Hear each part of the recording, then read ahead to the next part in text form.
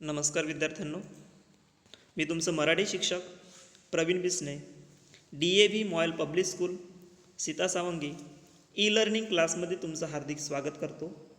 तर आज आपण इयत्ता तिसरी विषय मराठी घटक पाठ क्रमांक 30 शब्दबाग यामधील भाग 1 अभ्यासणार आहोत. तर बघा, आता शब्दबागमध्ये काही शब्द तुमच्या समोर आहेत.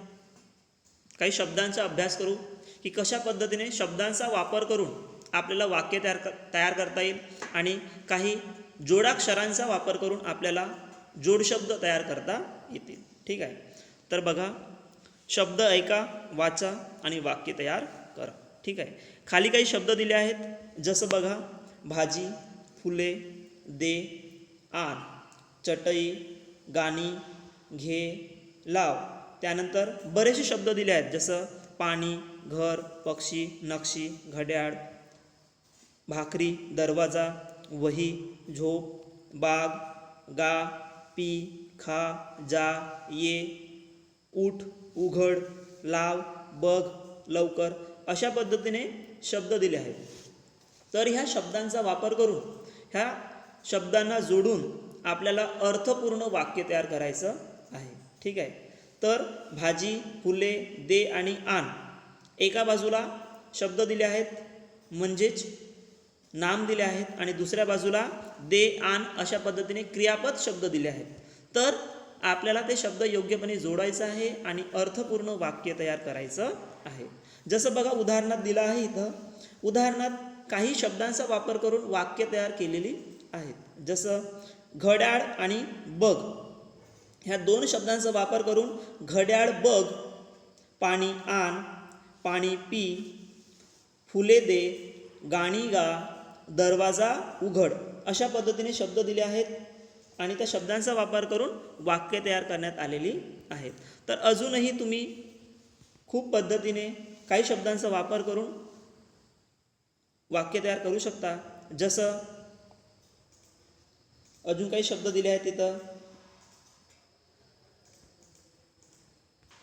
तर अजून काही आपण वाक्य तयार करू शकतो. जसे चटई लाव, घरी जा, बरेच शब्द आहेत, भाकरी खा अशा पद्धतीने अजूनही आपण वाक्य तयार करू शकतो. बघा, आता ह्या शब्दांपासून आपण वाक्य तयार केले. ठीक आहे. त्यानंतर बघा काय करायचं आहे, तुम्ही सांगितलेल्या वाक्याच्या सुरुवातीला तुमच्या मित्राचे किंवा मैत्रिणीचे नाव घालून वाक्य पुन्हा सांगा.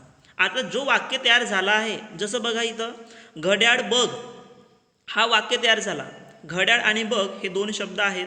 तर पहिला जो शब्द आहे, सुरुवातीचा जो शब्द आहे घड्याळ, या घड्याळ शब्दाला काढून टाकायचं आहे आणि तुमच्या मित्राचा किंवा मैत्रिणीचं तिथं नाव ठेवायचं आहे, लिहायचं आहे. जसं तुमच्या मैत्रिणीचं नाव सरिता जर असेल उदाहरणार्थ, तर काय होईल, सरिता बघ अशा पद्धतीने एक दुसरं वाक्य तयार होईल. तर अशा पद्धतीने तुम्हाला वाक्य तयार करायचं आहे. जसं बघा इथे घड्याळ बघ, पाणी आण, पाणी पी, फुले दे, दरवाजा उघड हे वाक्य आपण तयार केले होते. ठीक आहे. तर त्यानंतर त्या वाक्याच्या सुरुवातीचा शब्द काढून तिथे तुमच्या मित्रांचा किंवा मैत्रिणींचं नाव ठेवायचं आहे आणि आपल्याला दुसऱ्या पद्धतीने वाक्य तयार करायचं आहे किंवा समोर नाव ठेवायचं आहे. ठीक आहे. जसं उदाहरणार्थ घड्याळ बघ हा वाक्य तयार केलं होतं, तर त्या वाक्याच्या समोर तुमच्या मैत्रिणीचं नाव, जसं मैत्रिणीचं नाव अनिता असेल तर अनिता घड्याळ बघ.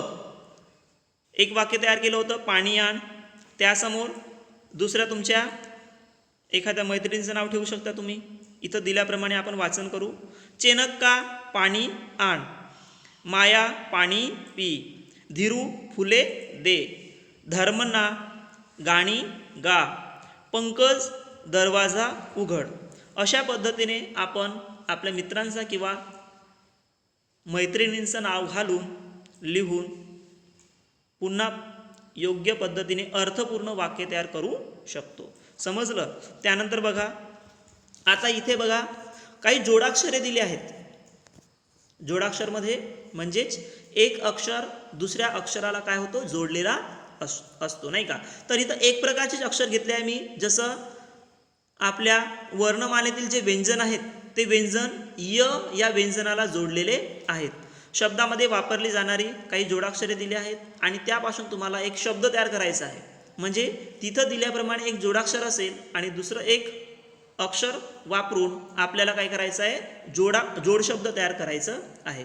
जसं क्य ह्या जोडाक्षराचा वापर करून एक शब्द तयार केला आहे. जसं वाक्य हा शब्द तयार झाला आहे. जसं भाग्य, उद्या, प्या, तुझ्या, पहिल्या, खाल्ल्या, हिरव्यागार, आमच्या.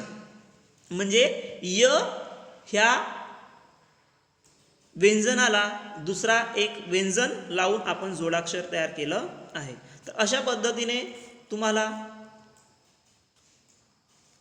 काही अजून शब्द तयार करायचे आहेत. तर त्यानंतर बघा, आजचं गृहपाठ आहे.